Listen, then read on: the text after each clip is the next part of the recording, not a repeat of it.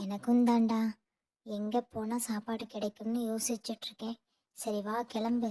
என்னை டைட்டாக பிடிச்சிக்கோ, கீழே விழுந்துடாத, அப்புறம் சாப்பாடு கிடைக்காது. ஓகேடா, அங்கேயே போகலாம்.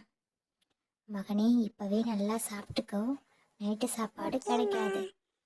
வரும்போது கூட பெயின் தலையில கடிச்சுக்கிட்டே இருந்தது. நான் சொரியவே இல்லையே. நீ தானே சொன்ன கையை எடுத்தா சாப்பாடு கிடையாதுன்னு. அதனால கையை எடுக்கலம்மா. இப்பவும் நல்லா சாப்பிட்டேன். என் செல்ல மகனே.